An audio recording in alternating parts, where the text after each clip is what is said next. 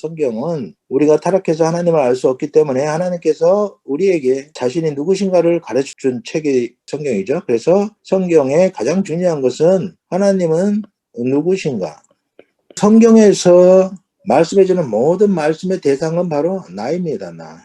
근데 우리가 나도 몰라요. 이 성경을 통해서 내가 누구인가를 알 수 있는데 그게 바로 에베소서죠. 우리가 누구인가를 말씀해주고 있고요.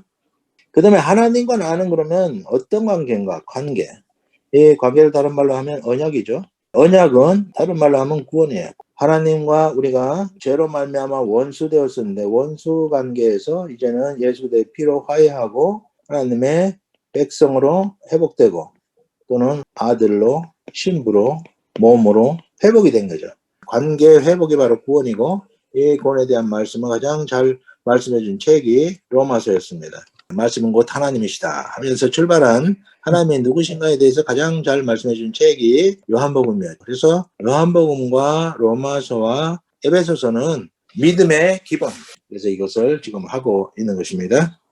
요한복음 여행을 시작합니다. 요한복음 이제는 예수 그리스도는 누구신가? 사도 요한이 20장 31절에 요한복음을 쓴 목적을 기록하고 있습니다. 목적이 예수 그리스도가 누구인지를 알고 믿어 구원에 이르도록 하기 위해서 썼다고 말씀해주고 있어요.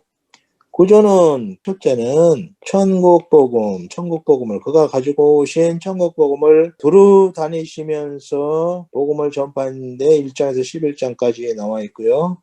3년 공생애 동안에 복음을 전했습니다. 두 번째는 성전복음. 이것은 12장에서 20장 그리고 21장은 부록이에요. 8일간 이것은 갈릴리 사역이라면 이것은 골고다 사역입니다. 갈릴리 사역의 목표는 믿음 고백을 받기 위해서 많은 이적과 기사를 보이면서 12제자들을 계속적으로 훈련을 했죠. 그리고 마태복음 16장 16절에서 베드로를 통해서 신앙 고백을 받고 바로 이제 다음 사역으로 넘어갔는데 그것이 골고다 사역이에요. 8일간의 골고다 사역으로 예수 그리스도께서 그림자 성전을 허시고 그의 몸으로 하나님의 전 그리스도의 몸인 교회, 성도들, 우리를 세우시는 역사를 하셨습니다. 그래서 이것을 이제 그림으로 그려보면 이것은 이스라엘의 지도고요. 그래서 이 요한복음은 뭐냐? 여기 성전이에요. 성전복음이다. 결국 성전을 세우시기 위해서 이 땅에 예수 그리스도께서 오신 거잖아요. 그래서 성전복음이다. 1장에서 11장까지 두루 다니시는 것은 1장에 요단 동편 베단에서 세례를 받으셨고 세례는 첫 번째는 죄 전가에 큰 의미가 있고 두 번째는 임직식이다. 왕으로서의 사역을 시작했다. 시작하기 전에 사도 요한의 신앙 고백이 있는데 예수 그리스도가 누구신가에 대해서 말씀이다. 그리고 말씀은 곧 하나님이시다. 그리고 하나님은 창조주시다. 창조주에게 생명이 있었고 빛이 있었다. 그를 영접하는 자는 하나님의 자녀가 되는 권세를 주셨다. 그래서 성육신에 대해서 그리고 영접자 구원에 대해서 간단하게 이렇게 말씀해 주고 있고요. 세례 요한은 가장 중요한 것이 세상 죄를 지고 가는 하나님의 어린 양이다. 구약 전체를 대표하는 마지막 선지자로서의 선포였어요. 그리고 예수 그리스도는 뭐라고 했냐? 하늘 문을 여시기 위해 오신. 하늘 문이 굳게 닫혀 있어요. 죄 때문에. 그래서 예수 그리스도께서 십자가에서 죽으심으로 휘장이 찢어진 거죠. 하나님 보좌로 나아가는 하나님 보좌로 가는 새로운 살 길을 열어주시기 위해서 오셨다고 이렇게 표현해 주고 있습니다. 2장은 가나 혼인잔치를 통해서 그 가지고 오신 천국 복음을 소개하게 되고요. 이것이 2장 A고 2장 B에서는 성전 정화를 통해서 그가 3일 만에 부활함으로 참성전을 세우실 것을 말씀하고 3장에서는 니고데모 사건을 통해서 그분이 노뱀 보기만 하면 구원받을 수 있는 구원자 되심을 말씀해주고 4장에서는 사마리아 여인에게 생명의 물이라 말씀해 주시고 5장은 38년 된 병자에게 말씀하시고 그가 믿음으로 구원받는 사건을 통해서 치료자 되심을 말씀해 주시고 6장에서는 베세다에서 오병이어 사건을 통해서 나는 하늘에서 내려온 생명의 떡이다 라고 말씀해 주시고, 7장, 8장, 9장은 초막절 복음으로서 7장은 물로 나오라 내게, 물이라는 말을 내게로, 목마른 자들아 다 내게로 오라 하면서 초막절 구원 선포와 함께 초청을 하시고, 내게로 와서 마신 자에게는 속에서 생수의 강이 흐를 것을, 성령의 내주를 미리 말씀해 주셨고, 8장에서는 간음 여인을 용서하신 사건을 통해서 예수님은 뭐하러 오셨나? 용서자로 오셨다. 어떤 죄를 졌든 간에 예수 앞에 나가면 용서해 주시는 용서자로 오셨음을 말씀해 주고 있고, 9장에서는 소경 고침을 통해서 세상의 빛으로 오신 예수 그리스도를 말씀해 주고 있고, 10장에서는 양의 문, 선한 목자를 통해서 예수 그리스도가 누구신가를 말씀해 주시면서 십자가에 달려 죽으실 것을 미리 예고해 주신 사건이죠. 십자가 예고. 11장은 나사로 부활을 통해서 나는 부활이요 생명이라고 선포해 주셨습니다. 요한복음의 핵심은 바로 이 성전 복음인데, 예수님은 이 땅에 그리스도의 몸인 성전을 세우시기 위해서 오셨다. 그래서 12장, 13장, 14장, 15, 16, 17, 18, 19, 20, 21 이렇게 되어 있는데, 12장에는 나귀 입성, 이것이 8일간의 골고다 사역의 첫째 날 하신 사역이에요. 나귀 입성. 나귀 타고 입성하시니까 다들 호산나 다윗의 자손이 하면서 대환영을 하죠. 그리고 나귀 입성에 대한 해석을 해주는데, 미랄로 DNA, 그가 가지고 계신 생명의 DNA로 아담의 죄로 말미암아 사망의 씨를 가지고 있는 우리 안에 있는 사망의 씨를 제거해 주시기 위해서, 그래서 생명과 사망을 교환해 주시기 위해서 오신 거죠. 그래서 그 안에 있는 생명을 DNA를 주심으로 인해서 많은 열매, 많은 아들들이 탄생하도록 하기 위해서 나귀 입성을 하시는 거죠. 그래서 예수님은 오실 때 지금 여기까지는 다 독생자죠, 독생자. 네, 예수님께서 십자가 부활로 우리의 죄를 제거해 주시고 우리를 하나님의 양자 삼아 주심으로 인해서 예수님의 동생들이 많이 생겼잖아요. 그래서 예수님은 독생자로 오셨다가 맏아들로 승천을 하시는 거죠. 13장에는 세족식을 통해서, 사실 세족식 안에 가룟 유다가 떡을 가지고 나가는 사건이 있어요. 그래서 이 안에 뭐가 숨어져 있냐 하면 성찬식이 숨어져 있어요. 그래서 새 언약을 체결하시고, 14장에서는 길, 진리, 생명을 말씀하시고, 14, 15, 16장은 고별설교, 다락방 고별설교, 마가의 다락방에서 성만찬을 하시고 고별 설교를 하시는 거죠.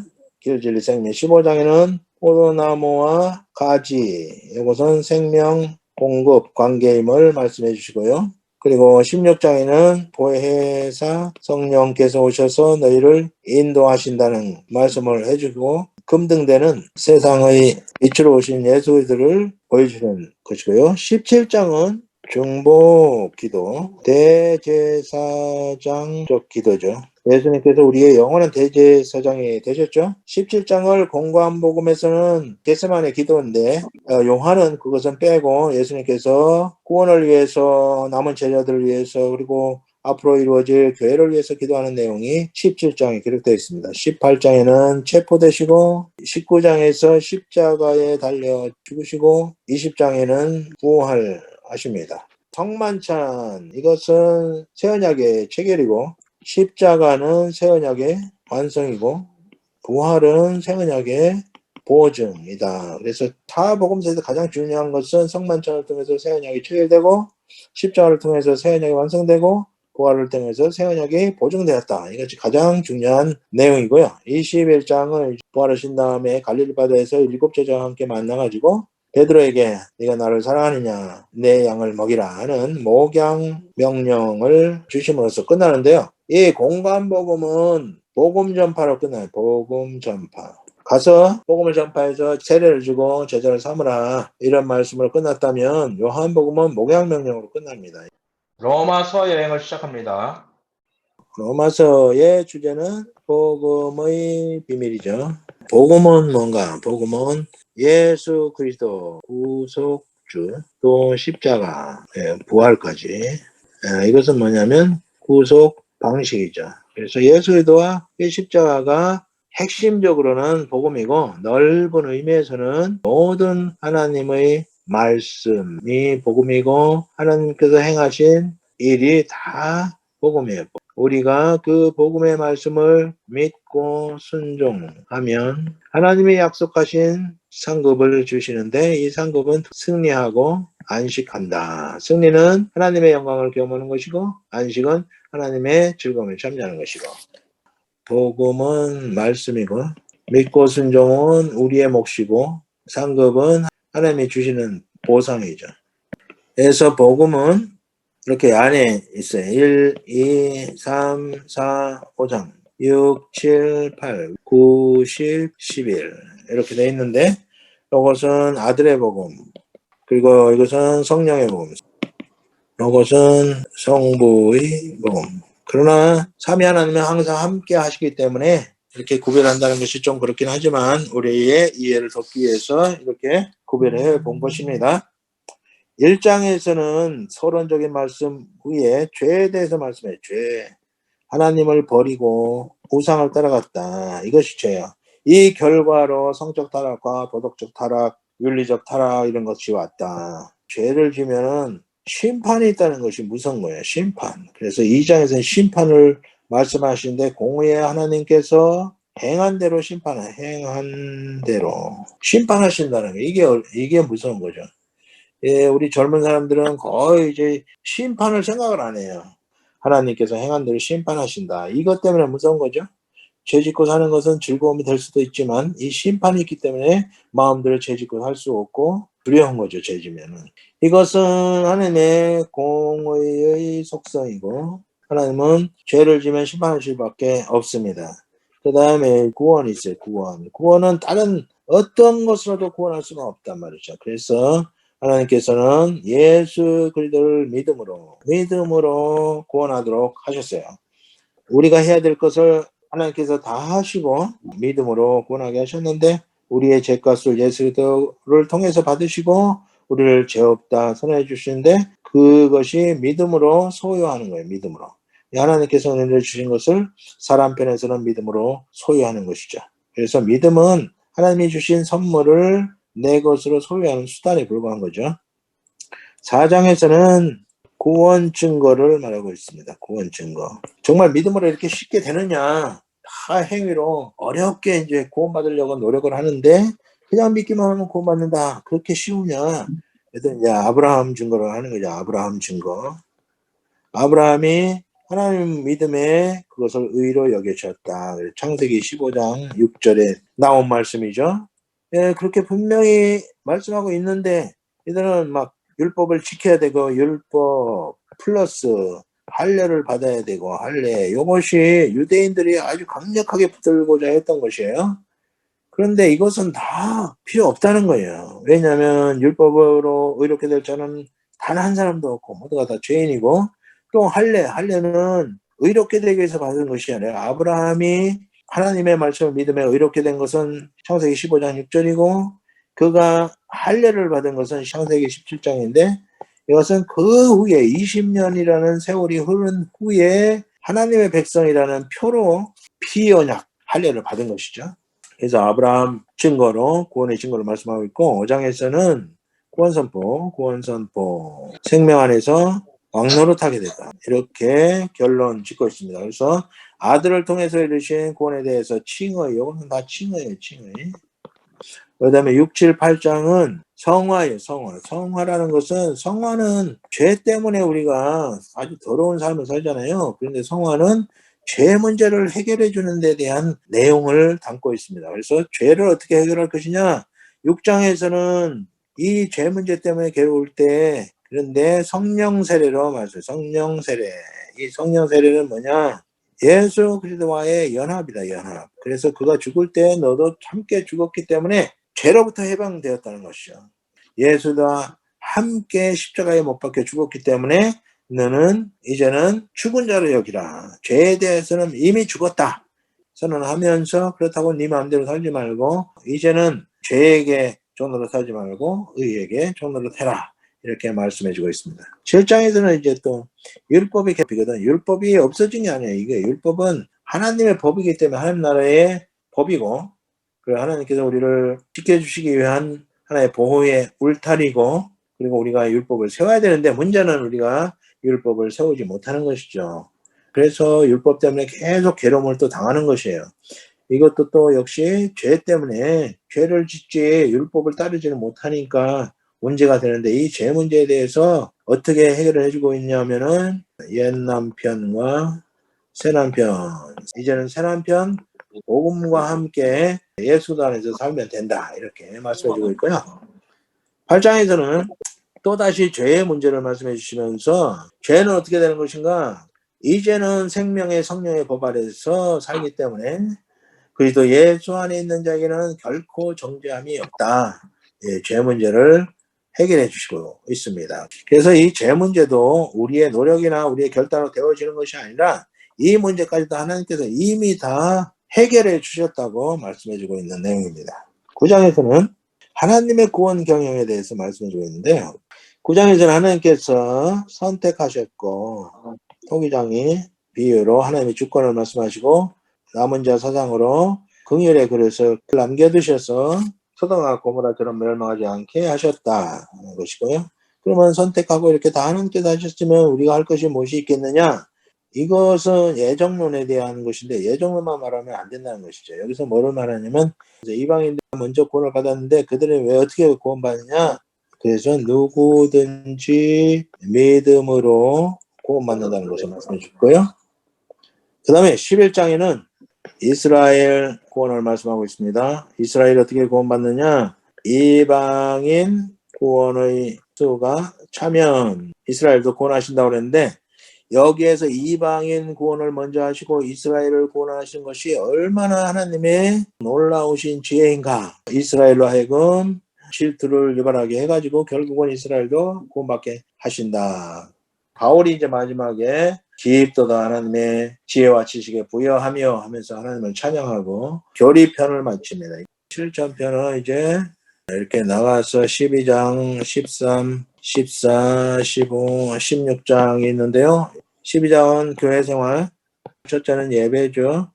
교회 생활이 중요한 것은 예배입니다. 예배는 하나님 보좌 앞에 나가. 첫째는 하나님 보좌 앞에 나가는 거예요. 그래서 이스라엘 백성들이 어디에 살든지 하나님을 예배하기 위해서 절기 때가 되면 중앙성전이 있는 예루살렘까지 와야 했어요. 지금은 어디나 계시기 때문에 우리가 무시로 하나님 보좌 앞에 나갈 수가 있죠. 하나님 보좌 앞에 나가 그의 얼굴을 배웠고 우리가 예수의 피로 하나님의 얼굴빛 앞에서 살 생존권을 받게 됐죠.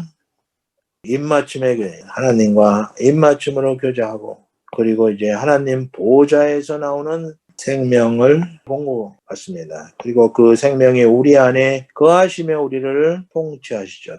말씀 통치가 이루어지는 거죠. 그래서 예배라는 것은 그냥 단순히 기도 찬양 이런 형식이 아니고 날마다 새롭게 변화됨이 경험돼야 예배를 진정으로 드리는 것이라 이렇게 볼 수가 있겠습니다. 그 다음에 봉사예요. 봉사는 은사대로 받은 은사대로 하나님의 나라를 위해서 섬기는 것. 그 다음에 사랑을 말하고 있죠. 이 모든 것을 사랑으로 행해야 되죠. 12장에는 사회생활은 권세에 복종하고 세금도 잘 내라. 성도 간의 생활은 비판 금지예요. 비판을 자격을 하나님께서 주시지 않았어요. 비판을 금해야 되고 주인 바꾸기. 내가 주인이 아니고 예수 그리스도가 우리의 주인이다. 살아도 주를 위해서 살고 죽어도 주를 위해서 죽나니 그러므로 사나 죽으나 우리가 주의 것이로다. 14장 8절의 말씀이 아주 중요한 말씀이죠. 15장에는 실전편의 결론은 이웃을 기쁘게 하라. 복음의 제사장 사명을 말씀하시고 우리가 다 이 땅에 파송받은 선교사다. 하나님 나라를 세우기 위해서. 그래서 복음의 제사장 사명을 잘 감당해서 이방인들을 제물로 드리자. 하는 말씀을 하고요. 16장에는 동역자들 간에 격려를 하면서 35명 정도의 이름이 나오고 사단을 그리스도의 발등상이 되게 하기까지 사역을 잘 감당하자 하면서 서로 격려하는 내용으로 마치고 있습니다. 에베소서 여행을 시작합니다.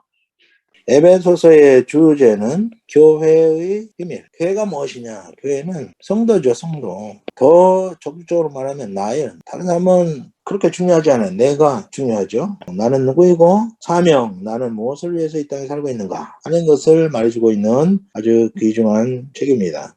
두 번째 구조. 첫 번째는 복음 1장에서 3장. 두 번째는 삶 4장에서 6장. 복음은 목적이 구원의 확신을 주기 위해서요. 삶은 목적이 이미 임한 천국 누리기, 천국을 살도록 하기 위해서 삶의 부분, 실천편을 말씀하고 있습니다. 교회를 성경에서 찾아보면 면류관 또는 왕관으로 말씀해주고 있기 때문에 이렇게 왕관을 그렸습니다. 1장, 2장, 3장, 4장, 5장, 6장. 여기는 천상교회, 여기는 지상교회죠. 그리고 지상교회는 지금 건축 중에 그리스도의 몸인 교회를 세우는 건축이 끝나면 예수 그리스도께서 오셔서 모든 악을 제거하시고 지상교회가 천상교회에 도입이 됨으로써 하나가 되는 거죠. 1장에서는 예정론을 말합니다. 예정론은 창세전에 이미 우리의 구원을 계획해 놓으셨다는 거예요. 그래서 구원 계획. 그래서 1장 4절에 보면 성부께서 하나님의 백성을 선택하셨고 성자 그리스도께서 택함받은 자들의 죄를 속량하셨고 속량은 죄값을 지불하고 해방시켜주는 것이죠. 그리고 성령께서 택한 자들을 인치셨다. 인치심. 이것이 1장의 핵심 내용입니다. 2장은 구원론. 이제 때가 찬 경륜을 이루시기 위해서 예수 그리스도께서 오셔서 구원을 성취하셨다는 내용. 구원 성취. 예수 그리스도께서 어떻게 우리의 구원을 성취하셨는가? 예수 그리스도와의 연합. 하나가 돼가지고 죽으실 때 살리시고라고 말하고 있어요. 예수 그리스도의 죽으심은 우리의 살아남이 된 거예요. 그래서 예수 그리스도께서 죽으실 때 그의 피가 떨어질 때 첫 번째 현상이 휘장이 찢어짐. 하나님 보좌 앞에 나가는 길이 휘장으로 딱 갇혀 있었어요. 예수 그리스도께서 그의 피로 우리의 죄를 제거해 주시기 전까지는 누구도 하나님 앞에 나갈 수가 없었어요. 그래서 이 휘장을 거두심으로 예수 그리스도께서 새로운 살 길을 여셨고 두 번째는 구약의 백성들이 무덤에서 일어났어요. 이것은 우리가 부활할 것을 미리 보여준 사건이죠. 그래서 예수님은 죽으셨는데 예수께서 죽으심으로 우리를 살린 거죠. 그래서 예수께서 사망을 가져가시고 생명으로 교환해 주신 거예요. 그래서 이것을 신적 교환, Divine Exchange. 사망은 주님이 가져가시고 주님 안에 있는 생명을 우리에게 주신 사건이 바로 십자가 사건이죠. 주님은 죽으시고 우리를 살리시고 두 번째는 일으키시고 이것은 부활이죠. 다른 말로 하면 부활. 예수께서 죽음을 이기시고 부활하심으로 생명의 주가 되셨어요. 예수님이 부활하시기 전까지는 누구도 죽음을 피할 수가 없었는데 예수님께서 죽음을 이기시고 부활하심으로 생명의 주가 되셨습니다. 세 번째는 하늘에 앉히시고 예수님께서 승천하실 때 우리도 함께 승천한 것입니다. 왜냐하면 연합. 그리스도와 한 몸이 되었기 때문에 예수님과 함께 살리시고 일으키시고 하늘에 앉히시고 라고 우리의 구원에 대해서 말씀해주고 있어요. 그래서 우리의 구원의 근거는 바로 연합이고요. 이 연합은 성령 세례입니다. 성령 세례. 성령 세례는 예수 그리스도와의 연합, 한 몸됨을 말하고 있습니다. 3장에서는 선교론을 말하고 있습니다. 이것은 다른 말로 하면 구원 확장입니다. 선교론, 구원 확장은 성령께서 오심으로 시작되었고 우리와 함께 그리스도의 몸을 세워가고 있는 것이죠. 그래서 성령께서 임하시고 베드로가 5절 설교를 할 때에 그때 3,000명 교회가 세워지고요. 솔로몬 행각에서 베드로가 설교할 때 5,000명 이렇게 막 엄청난 숫자들이 막 모여드는 거예요. 복음은 우리가 전파하고 복음을 들은 자들에게 하나님과 예수 그들을 믿어 구원받게 하는 것은 성령의 사역이에요. 우리의 입을 열어서 복음을 선포하면 성령께서 택한 자들을 믿고 구원 얻게 하시는 것은 성령께서 하신다. 성령께서 하나 되게 하신 것을 힘써 지키라고 말씀해주고 있는데 사람이 모이면 싸우게 돼 있어요. 부부간에도 싸우니까 교회 안에 싸움이 없을 수가 없죠.